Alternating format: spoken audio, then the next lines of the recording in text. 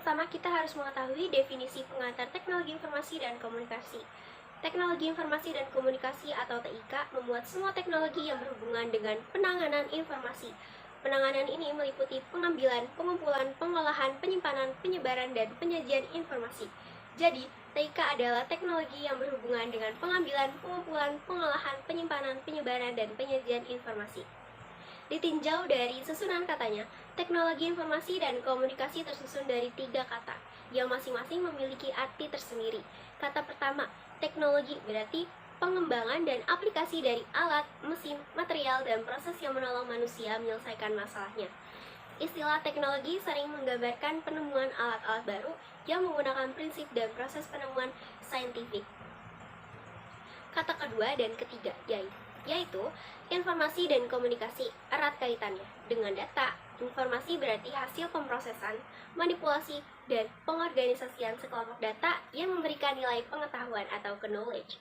Bagi penggunaannya, komunikasi adalah suatu proses penyampaian informasi, pesan, ide, atau gagasan dari satu pihak kepada pihak lain agar terjadinya hubungan saling mempengaruhi di antara keduanya. Jadi dapat disimpulkan bahwa teknologi informasi dan komunikasi adalah hasil rekayasa manusia terhadap proses penyampaian informasi dan proses penyampaian pesan atau ide dan gagasan dari satu pihak kepada pihak lain sehingga lebih cepat, lebih luas sebarnya, dan lebih lama penyimpanannya. Selanjutnya ada dampak positif dan negatif teknologi informasi dan komunikasi.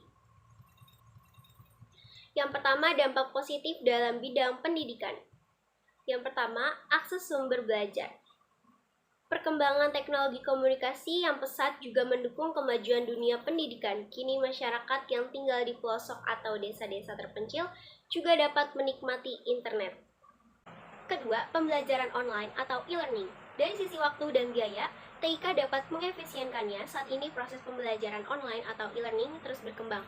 E-learning dapat dikembangkan sekaligus untuk mengajar, memberikan tugas, hingga tempat mengumpulkan tugas secara daring.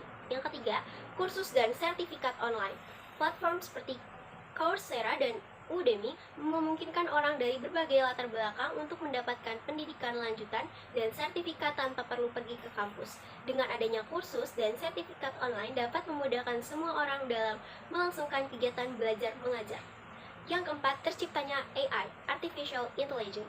Peningkatan kualitas pengajaran dengan AI telah membuka banyak peluang untuk menciptakan pengalaman belajar yang lebih interaktif, efektif, dan personal, dan sebagai sumber pengambilan keputusan dalam bidang pendidikan. Adapun dampak negatif dalam bidang pendidikan. Yang pertama, kesenjangan akses. Tidak semua siswa memiliki akses ke perangkat atau internet yang memadai, yang dapat menyebabkan ketimpangan dalam kesempatan belajar. Kedua, penurunan keterampilan sosial. Pembelajaran daring yang berlebihan dapat mengurangi interaksi langsung antar siswa dan guru yang penting untuk perkembangan keterampilan sosial dan emosional siswa. Ketiga, ketergantungan pada teknologi. Penggunaan teknologi yang berlebihan dapat mengurangi kemampuan siswa dalam berpikir kritis dan menyelesaikan masalah secara mandiri tanpa bantuan perangkat apapun. Selanjutnya ada dampak positif dalam bidang ekonomi. Yang pertama, efisiensi dalam bisnis dan ekonomi. TIK telah mengubah cara berbisnis, memungkinkan perdagangan barang dan jasa secara online. Platform e-commerce seperti Tokopedia, Bukalapak, dan Shopee mempermudah transaksi jual-beli, memperluas pasar, dan meningkatkan omset penjualan. Yang kedua, inovasi dan pengembangan produk baru. Teknologi mendorong inovasi dengan memungkinkan pengembangan produk dan layanan baru yang telah efisien dan relevan dengan kebutuhan konsumen. Contohnya adalah aplikasi mobile, perangkat wearable, dan layanan berbasis cloud yang mempermudah berbagai aspek kehidupan. Yang ketiga, produktivitas peningkat. Penggunaan perangkat lunak bisnis, cloud computing, dan otomatisasi proses dapat mempercepat operasi bisnis. Yang keempat, pengurangan biaya dan waktu. Digitalisasi transaksi dan proses bisnis seperti pembayaran digital, perbankan, online, dan sistem manajemen rantai pasokan membantu mengurangi biaya waktu yang sebelumnya dibutuhkan dalam menjalankan kegiatan ekonomi. Selanjutnya, dampak negatif dalam bidang ekonomi. Yang pertama, pengurangan tenaga kerja. Otomatisasi dan digitalisasi yang dilarang oleh TIK dapat menggeser peran tenaga kerja manusia, terutama dalam pekerjaan rutin dan manual.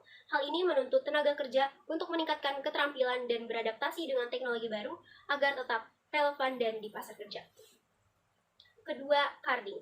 Karena sifatnya yang langsung atau real time, cara belanja dengan menggunakan kartu kredit adalah cara yang paling banyak digunakan dalam dunia internet. Para penjahat internet pun paling banyak melakukan kejahatan dalam bidang ini. Dengan sifat yang terbuka, para penjahat mampu mendeteksi adanya transaksi atau yang menggunakan kartu kredit online dan mencatat kode kartu yang digunakan. Untuk selanjutnya, mereka menggunakan data yang mereka dapatkan untuk melakukan kejahatan. Yang ketiga, kesenjangan ekonomi atau digital divide. Tidak semua individu atau negara memiliki akses yang sama terhadap teknologi informasi dan komunikasi. Ketimpangan ini menciptakan jurang ekonomi antara mereka yang memiliki akses teknologi dengan yang tidak, yang dapat memperburuk ketimpangan sosial dan ekonomi. Yang keempat, krisis privasi dan keamanan data. Banyaknya data pribadi yang dikumpulkan dan disimpan oleh perusahaan dapat menimbulkan resiko penyalahgunaan data, kebocoran informasi pribadi, dan eksploitasi yang merugikan individu dan perusahaan. Selanjutnya ada dampak positif dalam bidang sosial budaya. Pertama, kemajuan teknologi komunikasi yang cepat dapat mempermudah komunikasi antar manusia dari suatu tempat ke tempat yang lain. Selain itu, mempermudah adanya pertukaran pelajar antar negara yang dimana dapat dengan mudah berkomunikasi antar orang, daerah, dan negara.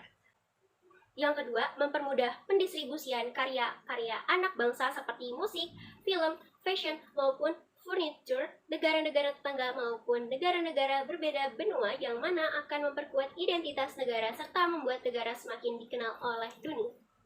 Ketiga, meningkatkan potensi daerah. Teknologi menjadi ruang kesempatan bagi masyarakat daerah dalam mengenalkan potensi daerah masing-masing, seperti mengenalkan hasil bumi suatu daerah, tarian dan alat musik daerah, keindahan alam, hingga inovasi masyarakat daerah, sehingga hadirnya teknologi memberikan kesempatan dalam meningkatkan ekonomi dan juga sektor pariwisata. Yang keempat, partisipasi dalam isu sosial dan budaya. TIK memberikan sarana untuk mengorganisir dan mengkoordinasi aksi sosial, seperti kampanye, protes, atau gerakan budaya. Media sosial memungkinkan individu dan kelompok untuk memperjuangkan isu-isu tertentu, seperti perubahan iklim, kesetaraan gender, atau perlindungan hak-hak budaya. Ini merupakan mobilisasi yang lebih cepat dan lebih luas untuk kepentingan sosial dan budaya. Selanjutnya, dampak negatif dalam bidang sosial budaya. Yang pertama, perubahan gaya hidup dan tata nilai masyarakat adalah pengaruh negatif iptek.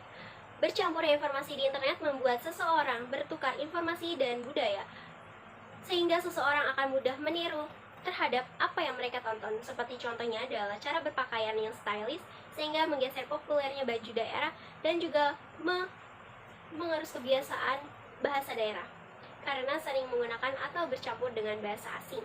Yang kedua, rentan terhadap konflik dan kriminalitas.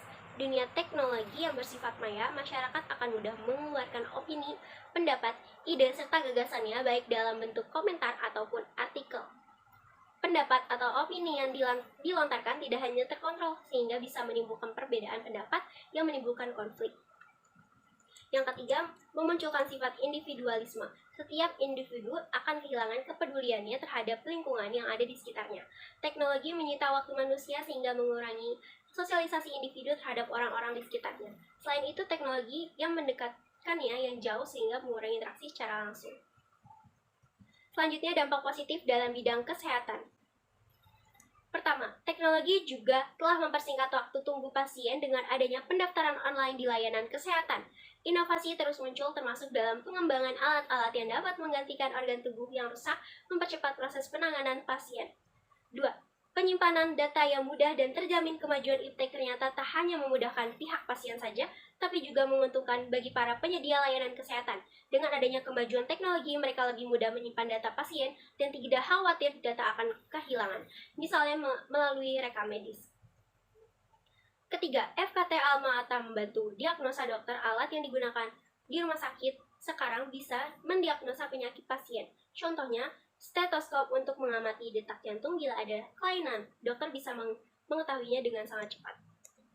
Selanjutnya, membantu dalam pelayanan kesehatan.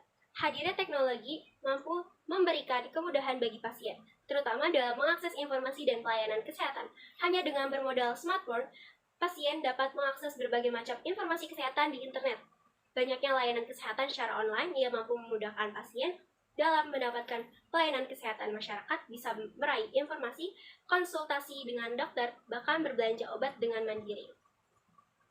Kelima, dalam bidang kesehatan, salah satu penerapan TIK pada manajemen rekam medis menggunakan kartu pintar atau smart card. Hanya dengan memasukkan data pada kartu itu, tenaga medis atau berkepentingan bisa memperoleh riwayat penyakit pasien, dan penanganan TIK juga dipakai untuk pencitraan di alat medis seperti CT scan atau MRI. Selanjutnya, dampak negatif dalam bidang kesehatan. Yang pertama, kesenjangan kesehatan global. Meskipun banyak negara telah merasakan manfaat dari kemajuan iptek, kesenjangan kesehatan antara negara-negara maju dan berkembang masih menjadi masalah. Kedua, ketergantungan pada antibiotik. Penggunaan antibiotik yang berlebihan dan enggak terkontrol sebagai hasil dari kemajuan iptek adalah dalam bidang farmasi menyebabkan resistensi antibiotik. Hal ini menjadi ancaman serius terhadap pengobatan penyakit infeksi dan bisa mengakibatkan peningkatan angka kematian akibat infeksi yang sebelumnya dapat diobati. Ketiga, dampak farmasi pada lingkungan. Produksi dan pembuangan limbah dari industri farmasi dan teknologi medis bisa menciptakan dampak negatif pada lingkungan.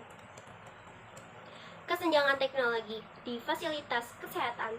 Meskipun ada kemajuan dalam teknologi medis, enggak semua fasilitas kesehatan memiliki akses yang sama pada peralatan dan pelatihan yang diperlukan.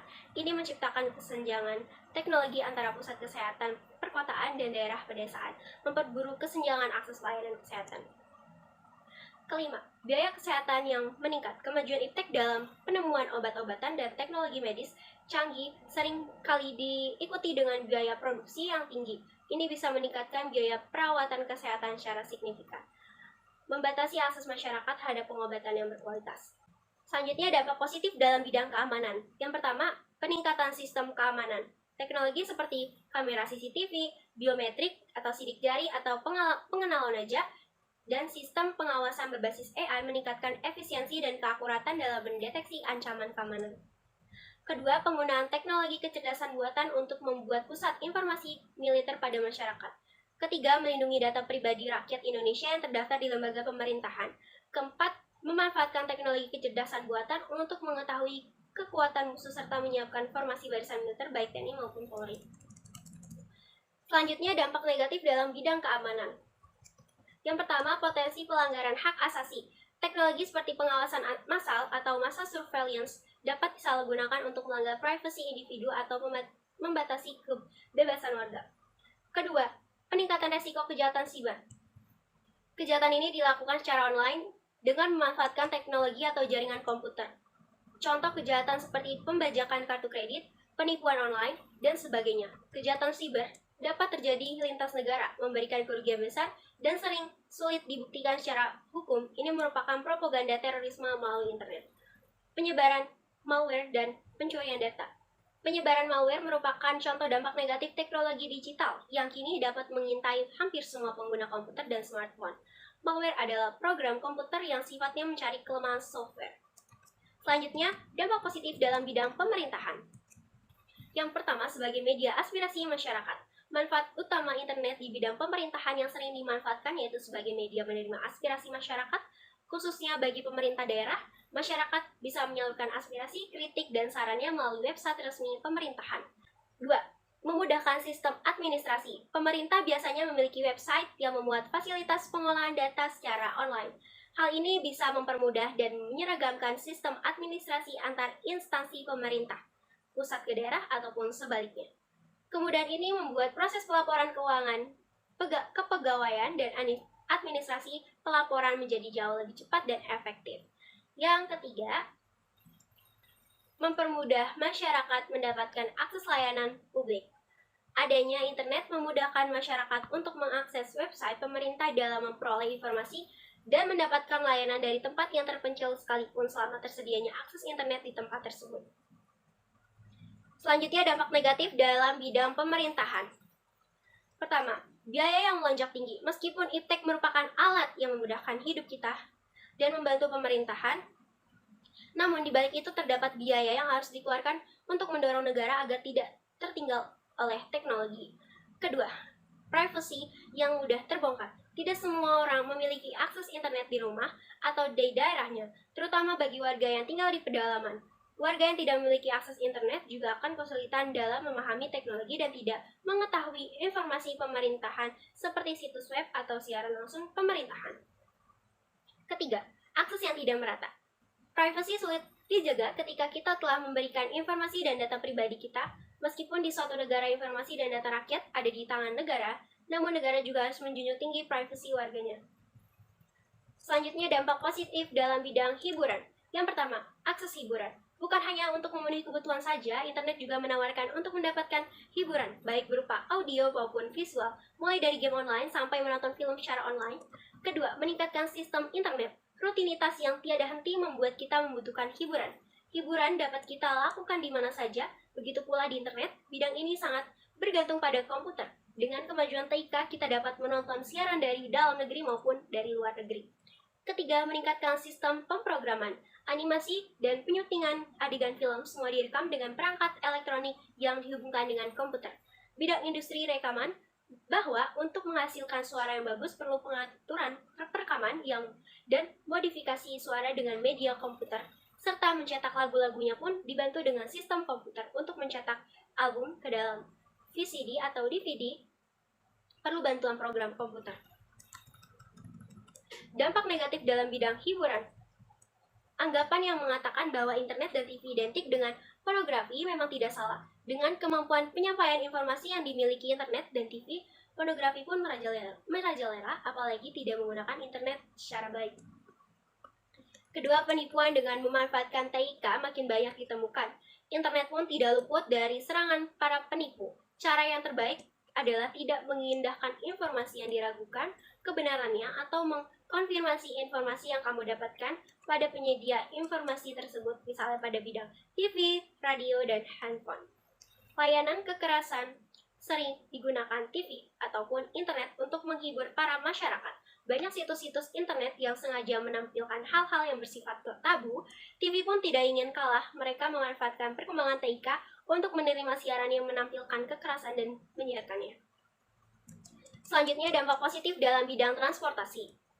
Pertama, penggunaan TIK pada bidang transportasi. Misalnya, di teknologi pesawat terbang. Pada pesawat terbang, saat ini terdapat fitur pilot otomatis yang dikendalikan dengan program komputer. Komunikasi antar pilot pesawat dan menara pengawas lalu lintas udara juga bisa dilakukan saat ini berkat kemajuan TIK. Kedua, dengan diterapkannya ilmu pengetahuan dan teknologi modern, orang dapat membuat sarana transportasi, misalnya sepeda motor, bus, listrik, kereta api, kapal laut, pesawat terbang, dan lain-lain. Sarana transportasi tersebut sangat efektif dan efisien daripada memakai alat transportasi pada zaman dulu, misalnya kuda, naik kereta kuda, atau kapal layar. 3. Sistem pembayaran non-tunai atau e-money dan aplikasi pembayaran digital memudahkan transaksi di sektor transportasi, seperti tol elektronik atau tiket transportasi umum berbasis QR Code, dan memudahkan pemesanan dan perjalanan. Aplikasi seperti Gojek, Grab, dan Maxi mempermudah masyarakat dalam memesan transportasi secara real-time. Selanjutnya, dampak negatif dalam bidang transportasi. Pertama, ketergantungan pada teknologi. Gangguan teknis seperti server aplikasi transportasi yang down atau GPS yang tidak akurat dapat menghambat perjalanan pengguna. Kedua, biaya implementasi yang tinggi atau penerapan teknologi canggih dalam transportasi memerlukan investasi besar yang dapat membatasi penerapan di daerah tertentu. Ketiga, kekhawatiran privasi. Data perjalanan penggunaan seperti lokasi atau kebiasaan transportasi berpotensi disalahgunakan oleh pihak tertentu tanpa izin. Selanjutnya, layanan yang dapat diberikan pada teknologi di masa depan. Pertama, transportasi dan mobilitas. Kendaraan otonom, layanan transportasi dengan kendaraan tanpa pengemudi atau self-driving car. Untuk transportasi umum, pengiriman barang atau taksi pribadi. Kedua, kesehatan dan medis. Telemedis lanjutan diagnosa dan pengobatan jarak jauh dengan bantuan teknologi augmented dan reality AR dan robot bedah.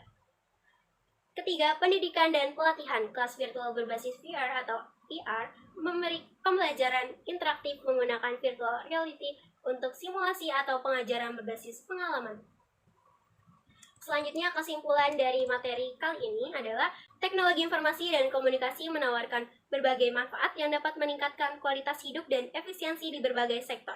Namun, Tantangan dan dampak negatif yang menyertainya memerlukan perhatian serius. Pentingnya bagi individu, organisasi, dan pemerintah untuk mengembangkan strategi yang memastikan pemanfaatan TIK secara bijak dan bertanggung jawab, serta mengatasi risiko yang muncul.